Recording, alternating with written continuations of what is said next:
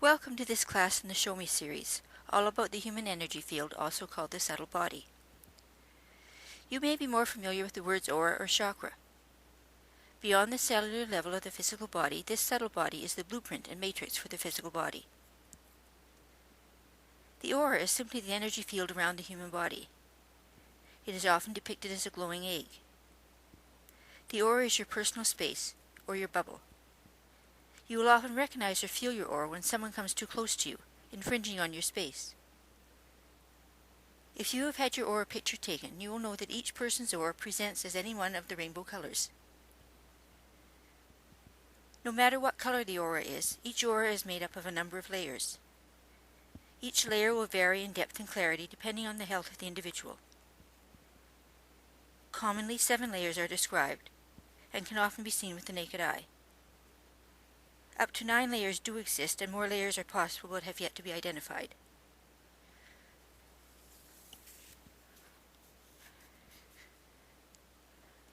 Each layer is associated with a chakra. The layers are numbered 1 through 7, 1 being closest to the body and 7 being the farthest away.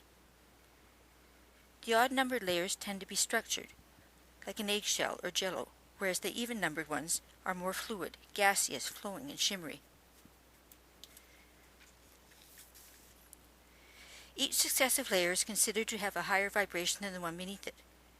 This results in a flow of vertical energy that pulsates up from above the body outward to the edge of the aura. This could be as far as several feet depending on the health of the individual. The auric layers. We will talk about 7 of them: the etheric, the emotional, the mental, the astral, the etheric template, the celestial, and the etheric template or cosmic body. Number 1, the etheric level. This layer hugs the outside of the body. It is the matrix upon which all physical matter and body tissue is anchored. This etheric layer extends 1/4 to 2 inches beyond the physical body. It appears as a bluish-gray haze, more properly sparks of blue or gray light moving around in energy lines. This layer's color ranges from blue to gray representing a more robust athletic type of person, and blue being associated with a more sedentary person. It pulsates around 20 cycles per minute. Layer 2, the emotional layer. This is associated with the person's feelings. This layer is fluid and gaseous in nature. It extends 1 to 3 inches beyond the body. The color can be quite bright or in contrast very muddy. All the colors of the rainbow can be found here. Layer 3, the mental layer. This is associated with thoughts and mental processes. It is a more structured layer and extends 3 to 8 inches from beyond the physical body. Usually first seen as a bright yellow light radiating from the head of the body, neck or shoulders of the person, it appears stronger and pulsating when the person is concentrating on mental tasks. Depending upon the thought, colored sparks may even emanate from this layer.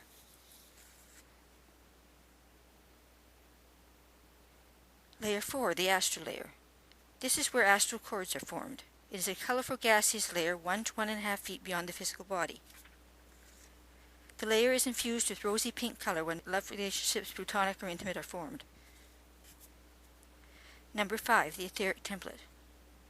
This layer holds the blueprint, template of all that exists on the physical plane. This layer is more structured and extends 1.5 to 2 feet beyond the physical body. It is the negative photograph template of the level 1, the etheric level. All physical forms are here on the template level. The celestial layer, number 6. This layer is the level of emotional love on the spiritual plane. The layer extends 2 to 2 3/4 feet beyond the physical body. This layer is hard to see as its colors are shimmery and pastel in color. It is often described as a mother of pearl color. The layer is the level which expresses one's connection to God and where unconditional love flows. The 7th layer, the etheric template, is the layer where we know we are one with God. This layer extends 2.5 to 3 feet beyond the physical body. This layer is composed of rapidly pulsating golden shards. and it is the strongest, most resilient layer of the aura. The cosmic plane, layers 8 and beyond. The cosmic plane is comprised of an unknown number of layers, at least 2. These layers are crystalline and shimmery. Their function has yet to be explored and agreed upon. Perceiving the aura. There are many ways to experience the aura. Seeing is the most common method, but feeling, hearing, or just knowing are also valid. Do this little practical exercise to find out which way you will perceive the best. Whether you be clairvoyant, clear seeing, that is, clairaudient, which is clear hearing, clairsentient, which is clear feeling, or claircognizant, which is clear knowing. Take the time to write or say a sentence about your walk on the beach. Now look at what you've written or said. If you were clairvoyant, clear seeing, you would have said something along the lines of, the sky was this deep clear blue and the beach was dotted with colorful umbrellas. If you were clairaudient, clear hearing, you would have said, the waves were beating upon the shore and the laughter of children was in the air. If you were clairsentient, clear feeling, you would have said something along the lines of, I felt the sun beating down on my cheek. I felt the sand beneath my toes. Or claircognizant, clear knowing, is I just knew we were going to have a good time, the weather was going to be good. I just knew. You may have had a little of each, but you'll be stronger in one of the clairs than the other. And this is how you'll perceive your aura. You may see it, you may hear it as a static on a radio, you may feel it as a prickling heat, or you may just know that it's there. Let's do this little test to see if you can find your aura. Place your hands apart from each other, out in front of you, as shown in the picture number 1. Slowly bring them towards each other until you feel, sense, see, or perceive a marshmallow bounce, or a ridge, or a ledge, or a density, something that makes them want to stop, a drag. And remember that feeling, because that is your aura that you've just found. Did you hear a radio static? Is that what made your hands stop? Did you see a little light that made your hands stop? Did you just feel a marshmallow bounce? Or did you just know it was time to stop? That is your aura.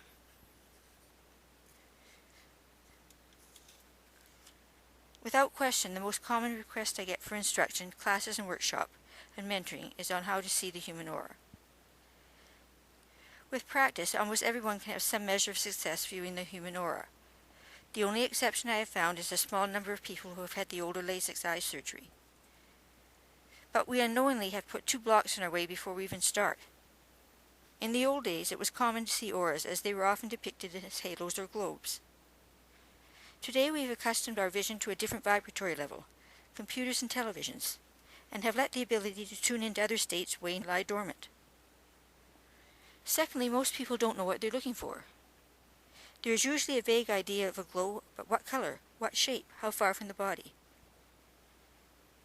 I have been able to see the human aura for many years. I was not born with this ability, but taught it myself. I tried all the books and articles with little nor success. So I have tried looking outside the box to find a method of viewing auras that would work. And this is what I've discovered. Everything has an aura.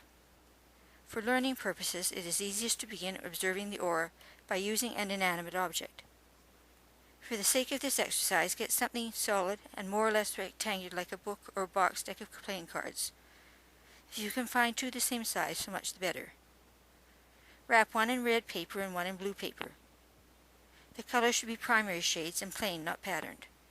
Be creative and use fabric or kitchen towel or whatever you can find if there's no paper handy. Red and blue have been chosen because the auras of the blue and the reds are the brightest and easiest to see. Blue has a yellow aura and red has a green aura. The brightness and tone of the aura varies with the shade and tone of the primary color used. The lighting must be soft, bordering on dim, no harsh lighting shining or reflecting in your eyes. The background must also be plain. If necessary, drop a sheet, a towel, or a piece of plain white paper to make it so. Get one of your covered items. It doesn't matter which you use first, the red or the blue. Stand it upright on a table several feet from you. Experience it with this distance until you find what is right for you. Close your eyes, take a few deep breaths in, and relax. When you are quiet and centered, open your eyes and look at the item. Now be daydreaming while you look at the item. That is, focus your eyes on nothing, a little to the side and past it. Gently hold and get used to that focus, but do not strain your eyes or tense your eyes or forehead. Concentrate. You need a gentle, steady focus.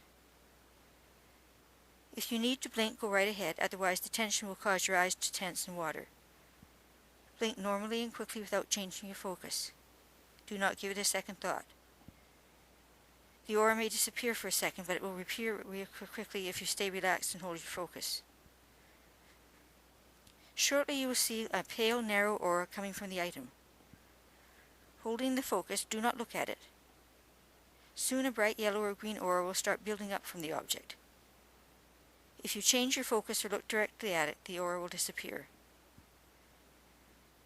You may wish to gather several items and cover them each with a different colored plain paper. View them one at a time and note the auric color of each. Now try two at a time. Note how the auric colors affect and interact with each other. The next step is to progress to a plant, something easily seen indoors like a potted plant or a vase of flowers. The aura here is more complex. An orange hue comes from the green of the stems and the leaves, and another hue emanates from the petals. You will also see a more distinct etheric layer, blue fuzz, and a shimmering optical effect around the plant. This shimmering in the energy field indicates a live animate object. Now, if possible, use an animal, a dog, cat, or rabbit, if you have one. Observe them when they're resting. Can you see the etheric body, the blue fuzz rising and falling with each breath?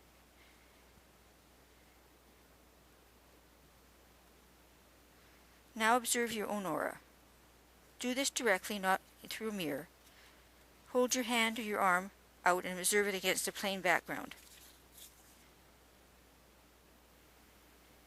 When you get the opportunity to try aura viewing with a human subject, just remember not to try too hard. Do exactly the same as with the original exercise with the wrapped item. You will want to see as much bare skin as possible. Make sure your volunteer is wearing short sleeves and possibly a short pants or a skirt. You want to be able to study the bare skin against a neutral background. In this sample of the lady meditating, you will see that the aura goes around her bare skin, but there's no aura around her pants or her feet or her legs because they're covered up. So you want as much bare skin as possible in order to see a human aura. Look close to the body and you'll see a blue fuzz or pale smoke-like thing. Next you'll see a shimmering optical effect of the air extending several inches to a couple of feet, depending on the strength of the aura. Keep trying and let the aura's color build up from the etheric layer. The second layer will appear first as a narrow band of color close to the etheric layer.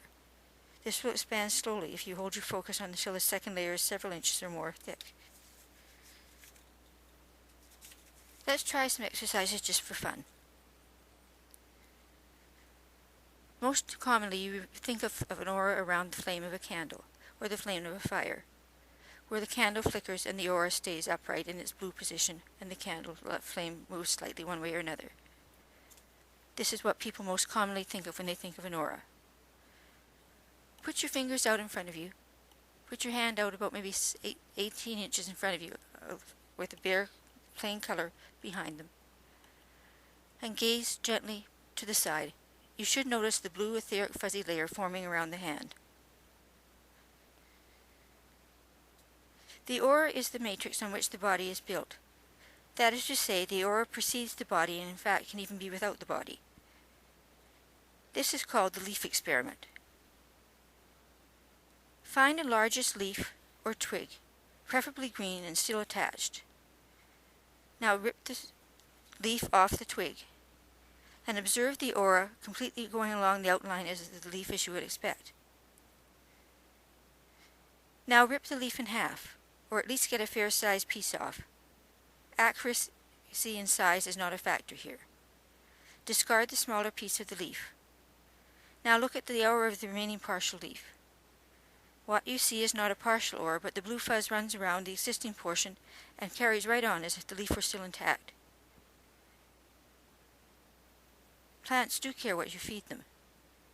I did this experiment myself. Clear a space on the floor or table against a plain wall for a large potted plant like an avocado plant, something with branches or arms, not something compact like a violet. Place the plant in the middle of the space.